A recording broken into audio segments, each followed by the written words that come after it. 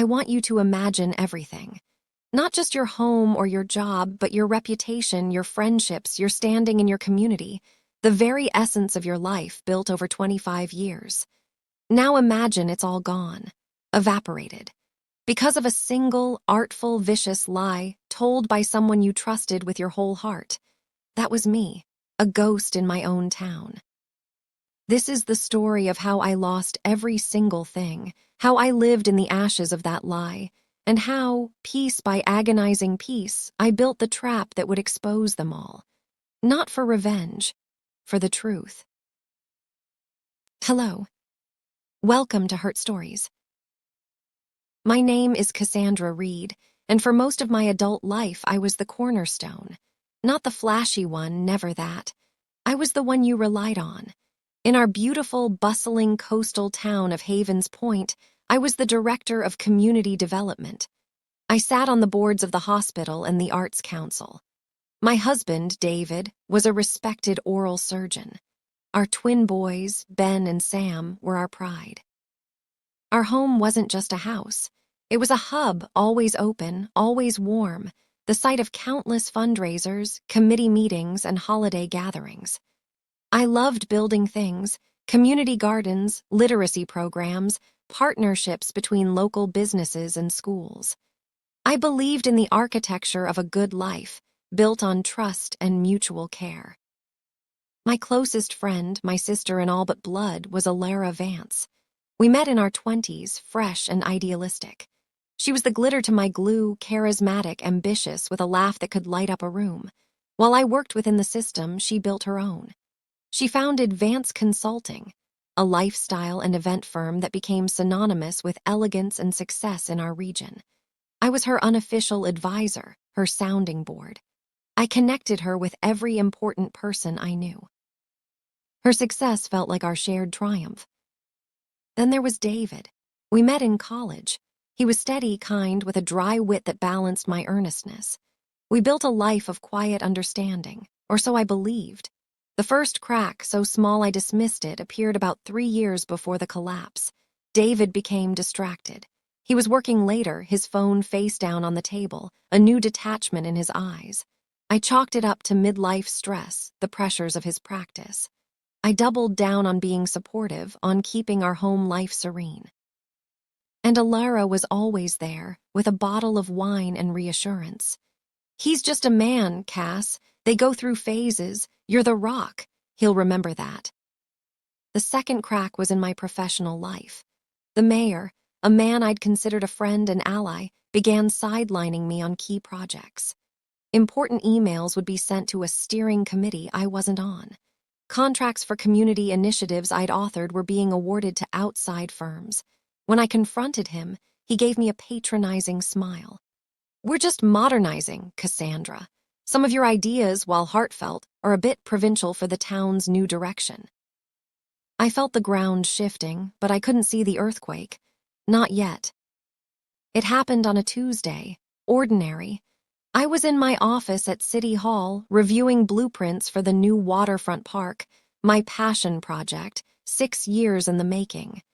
2 police officers entered, their faces grave. Behind them was the town's head of human resources. The air left the room. "Cassandra Reed, you are required to come with us for questioning," one officer said, his voice echoing in the sudden silence of the open plan office. The charge: embezzlement, fraud, misuse of public funds.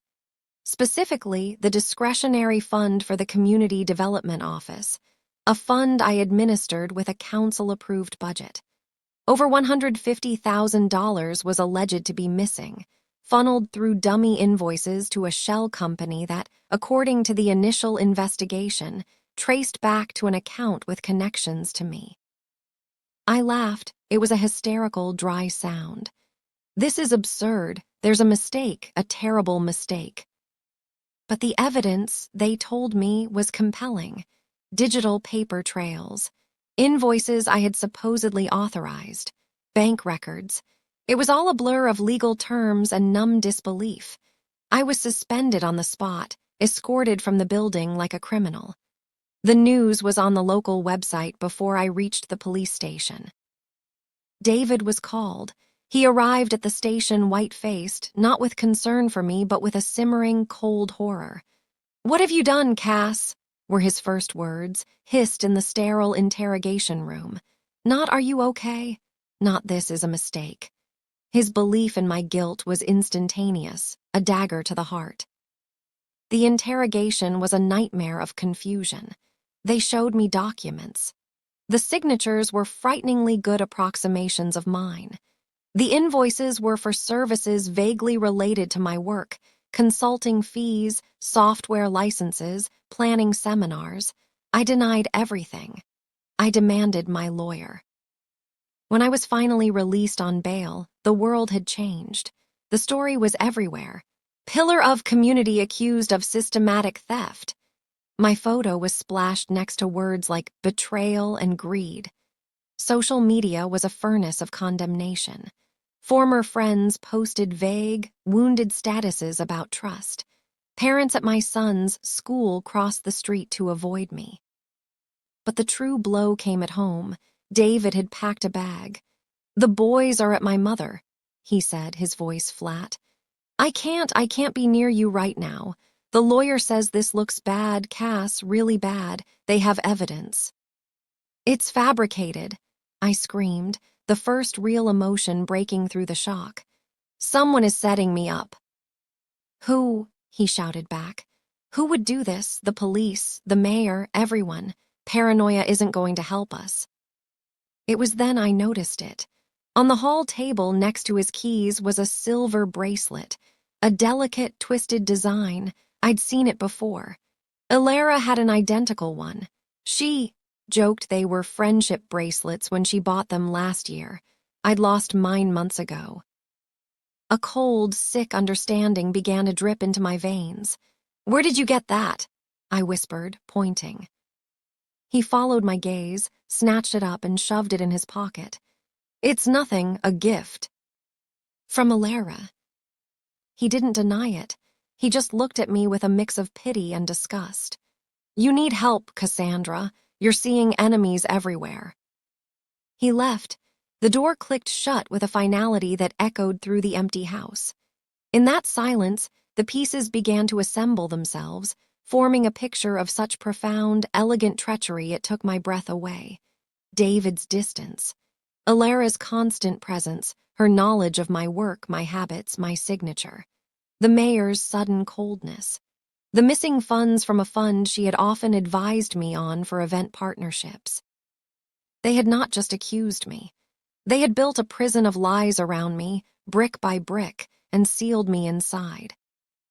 What follows is the season of ashes.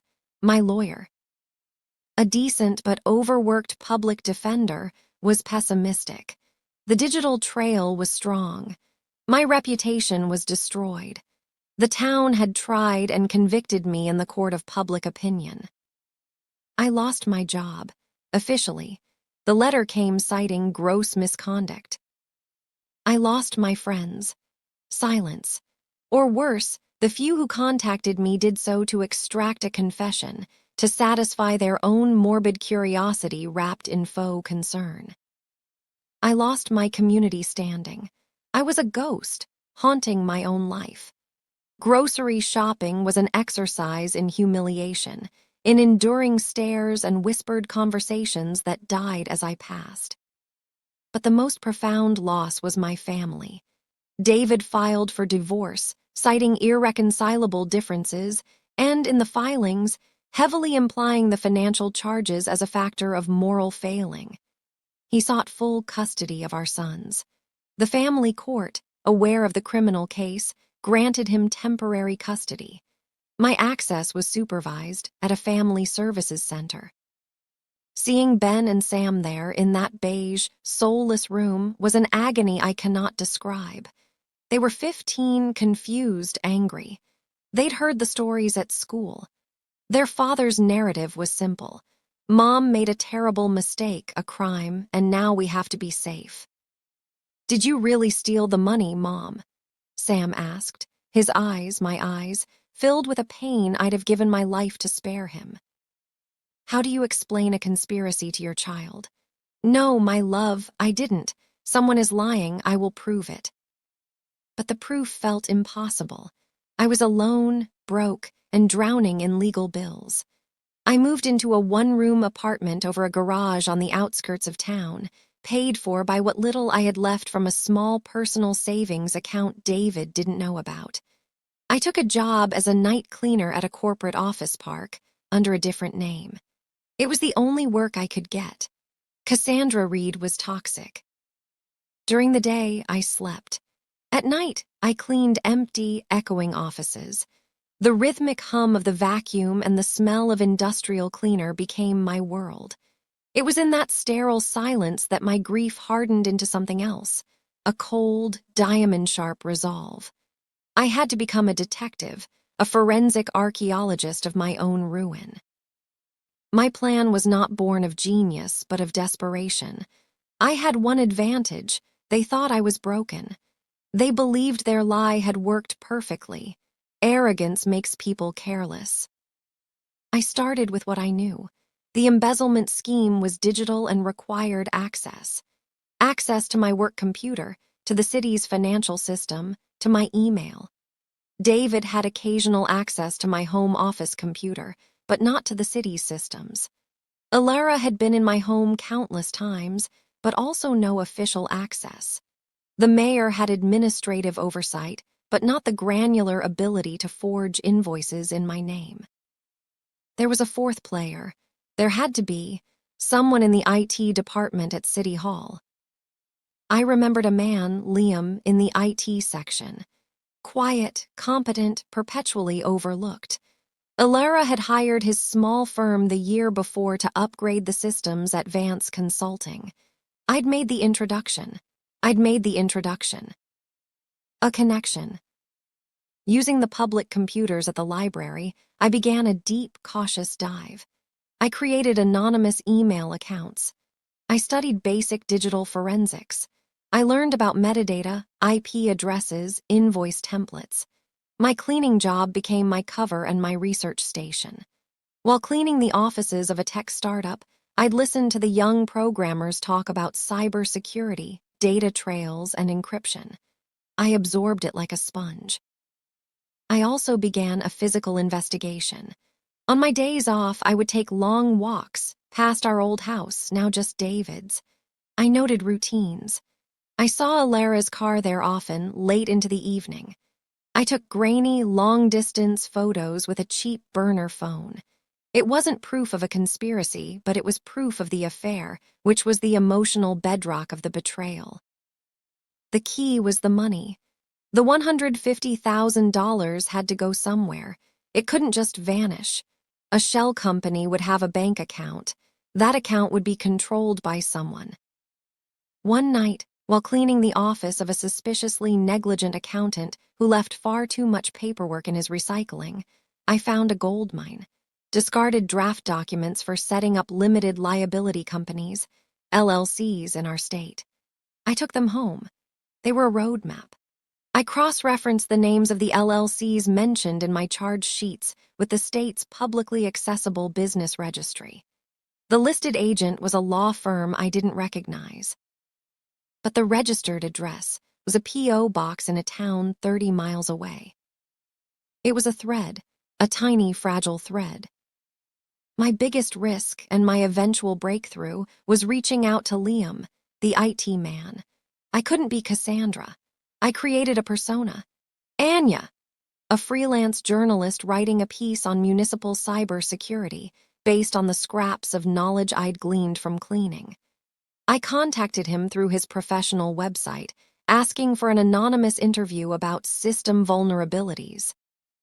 To my shock, he agreed. We met in a noisy, crowded cafe in a neighboring city. He was nervous, twitchy. My disguise was simple: glasses, a hat, a different way of holding myself. He didn't recognize me. "I've left the city's employ," he said quickly. "Got a better offer in the private sector." "I heard," I said, modulating my voice. "I'm actually interested in a specific case, the Reed embezzlement case, as a cybersecurity story." He paled. I can't talk about that. I'm not asking you to testify, I said smoothly, channeling every boardroom negotiation I'd ever been in. I'm asking, theoretically, how something like that could happen. How secure are those systems? He relaxed a fraction.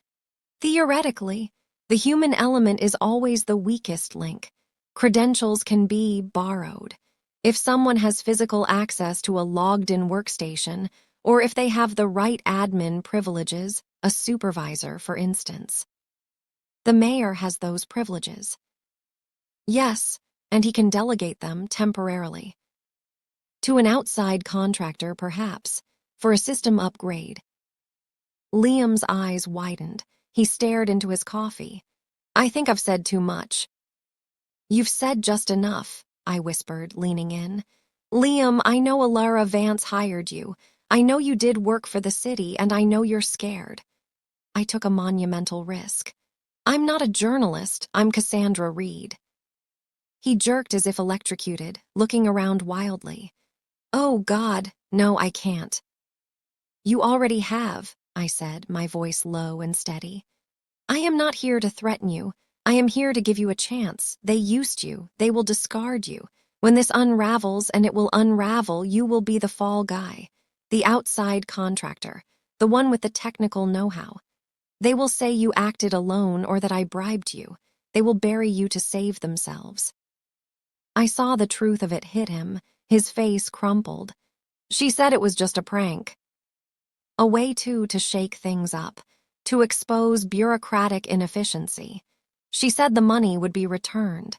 She and the mayor, they said it was a political statement. She and the mayor, there it was, the link. I need proof, Liam, digital proof. Logs, access records, the original unaltered invoices, can you get them? He was crying now, silent tears of shame and fear. It's all on the backup servers, off-site storage. They didn't delete the originals, just altered the live versions. I have the access codes. I kept them, in case. In case they turned on him. The instinct of a scared man.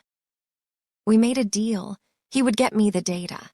In return, I would ensure, through my lawyer, that his cooperation was presented as coerced and that he would receive immunity. He was a pawn, and he knew it now. The data dump came a week later, delivered to a secure cloud account I'd set up. It was overwhelming, terabytes of information. But within it, I found the genesis of the lie. I saw the original, legitimate invoices for park landscaping and community workshops. I saw the admin logs. User mayor delegating superuser privileges to user EVANCE for a 24-hour period on a date before the fraudulent invoices were created.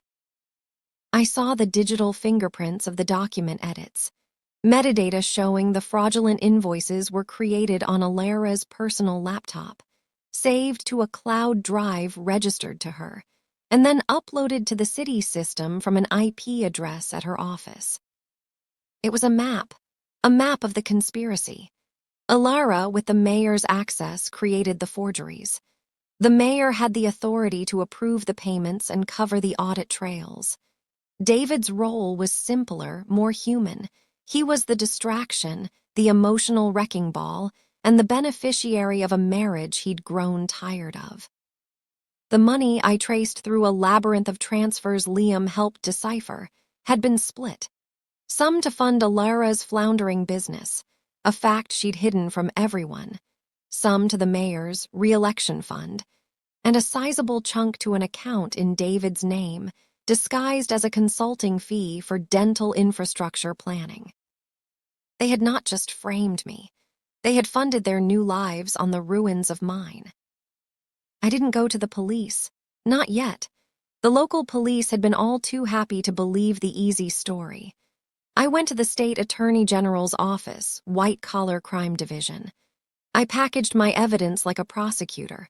A timeline, a dossier, the digital files neatly explained. I walked into their office, a cleaned-out ghost of a woman, and placed it all before a stern-faced investigator. My name is Cassandra Reed. I was falsely accused of embezzlement. Here is the evidence proving who really did it and how.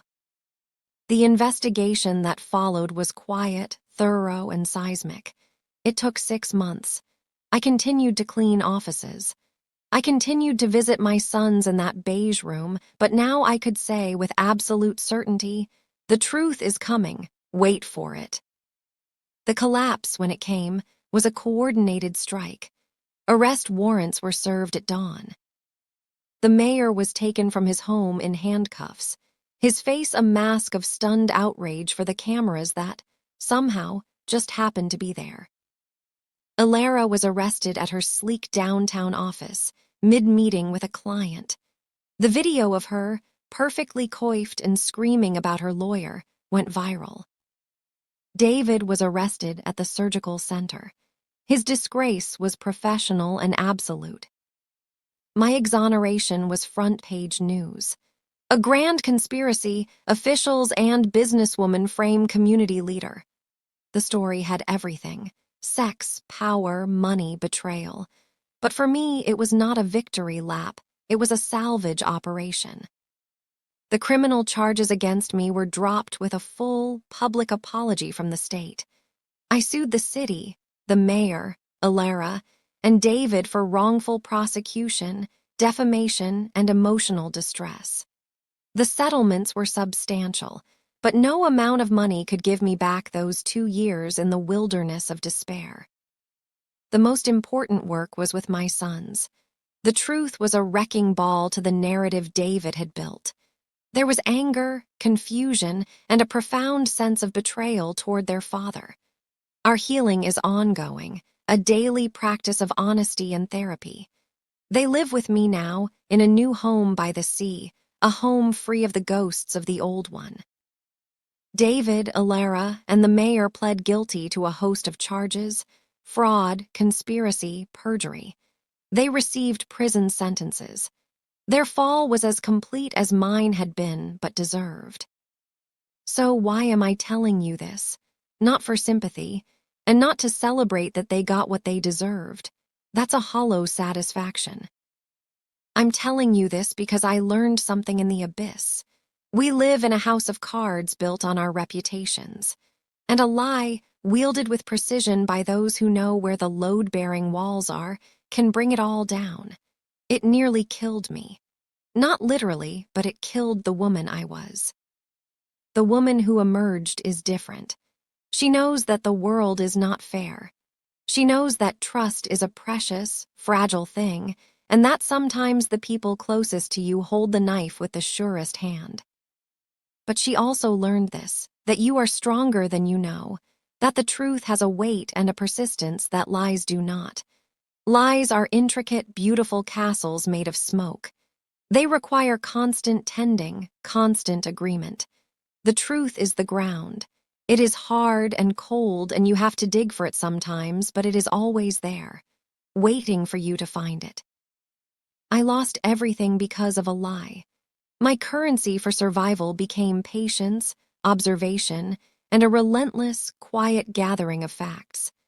I exposed them not with a shout, but with a whisper of evidence so loud it shattered their world. If you are in the ashes now, hearing this, know this: breathe, one breath, then another. Your despair is valid, but it is not the end of the story. Become the detective of your own life. Look for the threads. Follow them no matter how faint. The truth is your leverage. Your silence, your observation, is your power. Let them believe they have one. Let them grow comfortable in their lie. That is when they will make the mistake that undoes them all. My name is Cassandra Reed. I was broken and I rebuilt. Not into what I was, but into something fiercer, truer, and unbreakably clear. The lie tried to erase me. Instead, it showed me who I truly am. Thanks for listening. If you want to hear more story like this, please like the video and subscribe the channel. Hit the bell icon to get notified.